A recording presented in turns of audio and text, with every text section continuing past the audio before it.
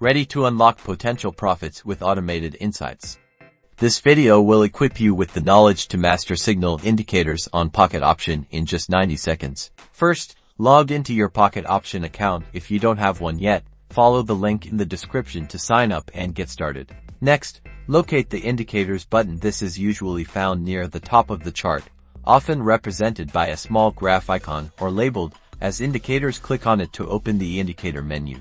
A list of various technical indicators will appear. Scroll through the list and choose a signal indicator. For this example, let's use moving averages. Click on moving averages to add it to your chart. Now, observe the indicator on your chart. Moving averages will appear as lines in this example.